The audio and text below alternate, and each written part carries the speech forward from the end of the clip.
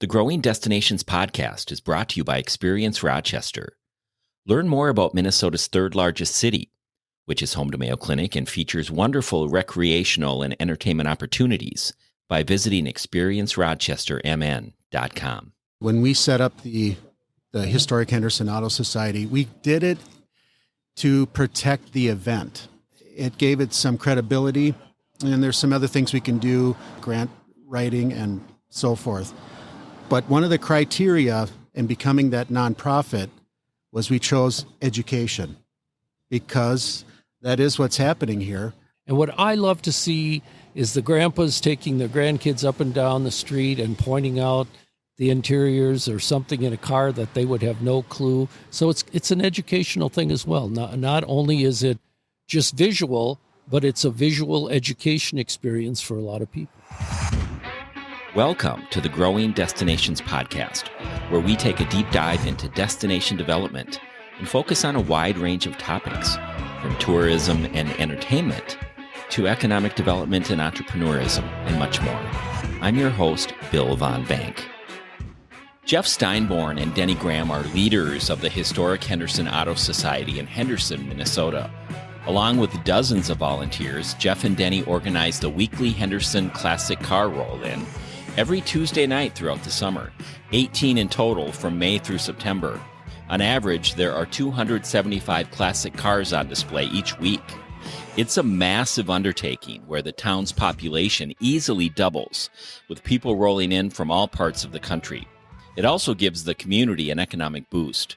For Jeff and Denny, the multi-generational family fun and educational experience are what make it rewarding. We're on location in Henderson, Minnesota for the Henderson Classic Car Roll-In, and I'm joined by two of the organizers, Jeff Steinborn and Denny Graham from the Historic Henderson Auto Society. Jeff and Denny, welcome to the Growing Destinations podcast. Thanks very much for having us. Thank you very much. You're leaders of the Historic Henderson Auto Society that produces this weekly Classic Car Roll-In in Henderson, Minnesota. Before we discuss the Classic Car Roll-In, tell us a bit about yourselves. Jeff? I am the president of the newly formed Historic Henderson Auto Society. I've grown up in Henderson, and I went to college in Mankato, came back, a couple of little business ventures, and started my own business, Evolution Shirts. So I'm right on Main Street. I'm invested in this community. My wife and I and our three children, some of them have moved away. This is where we call home. Denny, how about you? I have lived here all my life. I'm 70 years old. I'm a retired rural mail carrier out of the post office. I did that for 42 years. Wow. It'll be 6 years on September 1st that I've been retired. I'm also a realtor in the area. I've done that for about 40 years, and I continue to do that. We raised our three sons in Henderson, and our 9 grandchildren are all real close to us. So I'm a firm believer in, if you want to do something for your community, you should get involved and not sit back and complain. Good advice. For a person who has never experienced the Henderson Car Classic Roll-In, and that includes me, give us a rundown. Jeff? It's a roll-in, so play on those words. You just roll your classic vehicle into our community. No registration. We do register, but I'm not registering the cars, we're registering the people. We'd like to know a little bit where you're from. We don't share that information. We keep it internally. This isn't a cruise, and it's not a car show. We don't hand out awards. But it's a very relaxed, kind of a no rules. Whatever you think is a classic is welcome. And there's a lot of them. Yes. You want to get into some stats?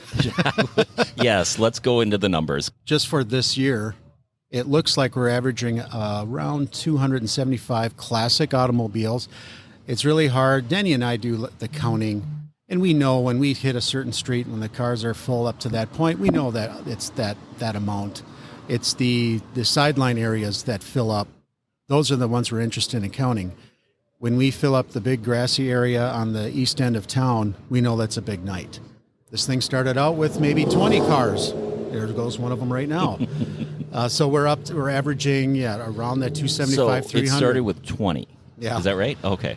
I was on the chamber, still am, the Henderson Chamber, and I remember the couple that started this event. They came to the chamber looking for support, and it was the following meeting. They came back and reported that it was a fantastic night. We had 20 cars. And it was. It went for, we filled up one block. When was that? Great. 2009. So this has some legs. Yeah. We're in year 15. Denny, this is all volunteer supported, correct? Correct. We put in a lot of time. You'll see a bunch of us working here in the booth, registering people for door prizes, selling T-shirts and caps, etc. We also have a group of people out on the streets, parking cars, assisting people, and then there's other things that go on. We have people on our committee that deal with the food trucks that come in every week and the vendors, that type of thing. So there's a lot of things that go on. And what we do every Tuesday night, a lot of small communities would consider it their annual celebration, if you know what I mean, with the amount of work that goes into it. And we've gotten, I guess you could say we're kind of in a groove, and everybody has their job, and we all know what we have to do to get it done. How many volunteers does it take to produce this weekly event every Tuesday throughout the summer? There's a group of 10 committed to the board, the committee, that are truly members of the Historic Henderson Auto Society. And we meet, I guess, in the off-season periodically, but it's about once a month. As we get closer to the show, it's every 2 weeks. As once the show begins, it is about 80 volunteers total. Every Tuesday. What we do is separate them into teams, and we take these 18 events, that, by the way, it's 18 of these car roll-ins, and we divide them into 3 teams of 6. So we don't want to have that burnout factor going on. So we feel a lot of people are happy with that. They come and help us. So basically, they like to come even when they're not helping, but now they've just committed to 3 nights of volunteering. How big of an undertaking is it every week? We talk about up to 80 volunteers, but I'm assuming you need permitting and just the organizing behind it. How big of an undertaking is it, Denny? It is a big undertaking. I think a lot of people take it for granted when they come to town and see a couple hundred cars and a variety of cars. They don't realize the work that goes behind the scenes, the things that we have to accomplish, just little things like insurance or I can't, off the top of my head, I can't think of other permits. Not so much permits. We're pretty much what we do. We don't need the permits, but of course we have to have an inspection for our electrical stuff, and the food vendors have to do their thing as far as permitting is concerned. We can kind of encourage them to get these jobs done, but as far as permits for the actual roll-in itself, basically, the roll-in is happening. The cars are on Main Street, the right-of-way, State Highway 19. But everybody else is sitting on private property. Okay. I mean, where we are performing this podcast, we're on private property. So everybody needs permission to be here and be there. Mm-hmm. And it's picking up the trailer at 6 in the morning, putting it in the right spot, and then taking the trailer out the next morning by 6 in the morning. Making sure some of these things happen. Garbage pickup is a big deal. Porta potties. Yeah. So there's a lot of little some of the things. logistics, yeah. Yep. It's a massive event every week. I imagine that it attracts people from outside of Henderson. It really does. Not only out around the state, but from around the country. Really? Yes. We've had several states. In fact, one time last year, we had an individual here from, I believe it was New Mexico, that questioned us about how we do this. We frequently get people from other communities that ask us, how do you do this? And could we make this work in our community? And I think the biggest thing when people ask us those questions is not so much the nuts and bolts of the speaker system, but is your community going to support you? And do you have the volunteers in your community to do that? Because I've seen in other communities where they have organizations, but if you don't get the people in and get them to continue to come back, things can peter out real quickly. And we try to keep as many people involved as we can. The other thing I'm curious about is Henderson is a town of population 960. I imagine that at least doubles every Tuesday night? Absolutely. Or more. It's really hard to count the visitors that are here. Sure, And by the way, when we make a car count, we might be missing a few here and there. We're not counting every visitor, every car enthusiast or fan. That's really tough to count. We've got a registration system by computer. We have a barcode scanner, and we're able to scan repeat customers, but not everybody's registering. You double plus the population of Henderson Tuesday nights throughout the summer. That also means economic impact for the community. Yeah. So if you want to get into some dollars, we did put out a survey a few years ago just to get an understanding. We had some basic questions we wanted answered, but then we've had a study done before, and it appears that people are spending just under $30 per visit. Yep. And then multiply that by... Do the math. Yeah, that's good. In terms of what people can expect, obviously classic cars, but also motorcycles, right? Yeah. We get a ton of motorcycles. We used to count them, but there's so many motorcycles we don't, and they're coming and going. Sure. So we don't even estimate how many motorcycles, but we reserve about two and a half blocks on both sides of the street just for motorcycles, and they're a big part of it too. Food vendors. I mean, let's talk about what people can expect for their very first time to Henderson for this classic car rolling. We have a variety of food trucks, and Jeff, maybe you better tell, because I can think of, we have barbecue, we have Mexican food, we have steak sandwiches. Meats, steak sandwiches, we have, of course, ice cream, we have Jersey Mike's, we have smashed potatoes. So people should come hungry. Yes, it's kind of like a mini state fair. There you can go up and down the street, and there's food trucks all around. Plus, we have a farmer's market up the street where you can get fresh produce, canned goods, are not canned goods, but pickles, and kettle corn, and things of that nature. Denny and I have been doing this long enough. There's a certain vibe you hear from people when you're out hanging around. Certainly, cars. People are coming to see the cars, so we've got the content. That's number one. That's the most important thing. We can't have all these people coming without something to see. But I had on that survey, number 2 was food.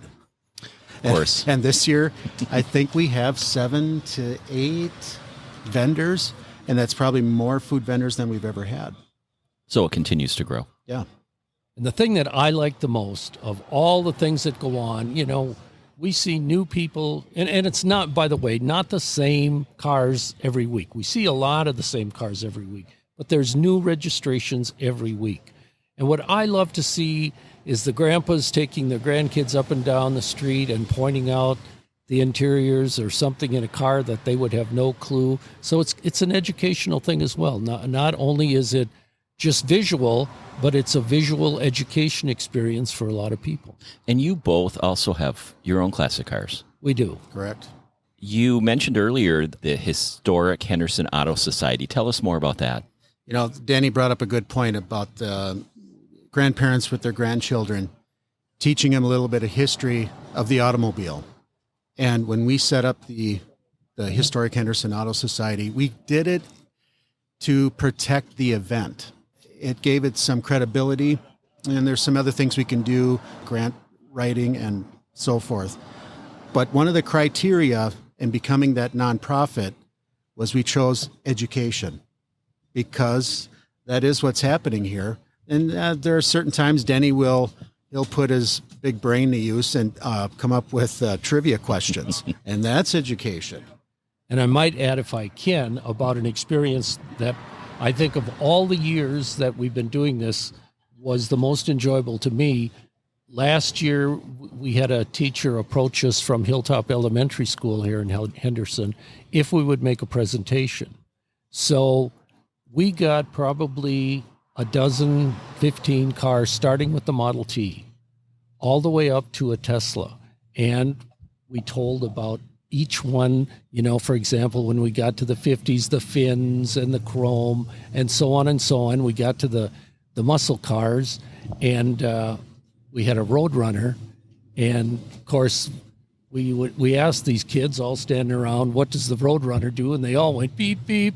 And afterwards, when we allowed them after our presentation to tour the cars, That poor guy almost burnt his horn out, beeping that horn for the kids. Drain the battery. But that was a super great experience. And even the instructors, the teachers up there told us, we learned some things today. So we did some research on, for example, the Model T, and then all the way up through the teens, the 20s, the 30s, up to the present day. And that was a great educational experience. And that was a great example of Denny just putting it out there.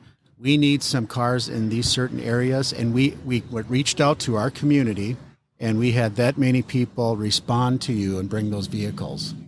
You mentioned that there's 18 of these throughout the summer, and just even doing one of them in a community is a big undertaking. Why so many? Maybe. We wonder that now. When it's 100 degrees, you wonder, why do we do this all the time? But the people want us, and if they keep coming, if you build it, they will come. And it seems like we need to do this for the community.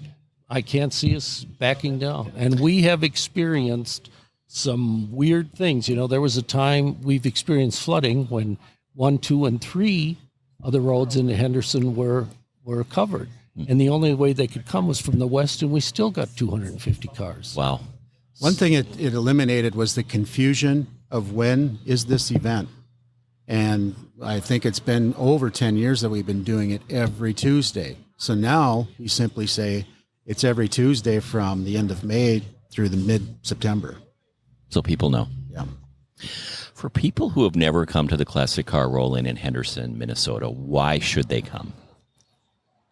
Well, first of all, you don't absolutely have to be a car nut, It's just kind of crazy. You might see a car on the corner that's worth $200,000, and an old rat rod made out of a manure spreader is behind it.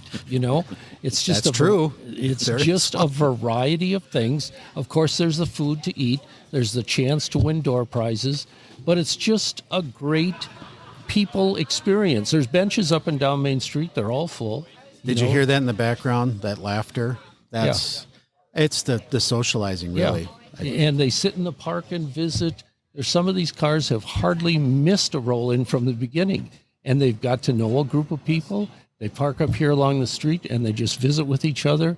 So it's food and fun, and also it's the ambiance of Henderson's historic Main Street. Our restored buildings, the businesses are open, and they are thrilled to see the people coming. So if you only come once, I think you're going to like coming to Henderson. Well, I'm excited to be here, so we get this interview out of the way early so I can enjoy the rest of the night. I'm really pleased to have been joined by Jeff Steinborn and Denny Graham of the Historic Henderson Auto Society. Thanks for being our guests on the Growing Destinations podcast. We very much appreciate you having us. Thank you. Very much appreciated. Thank you. Thank you for tuning in to the Growing Destinations podcast, and don't forget to subscribe. This podcast is brought to you by Experience Rochester. Find out more about Rochester, Minnesota, and its growing arts and culture scene, its international culinary flavors, and award-winning craft beer by visiting experiencerochestermn.com.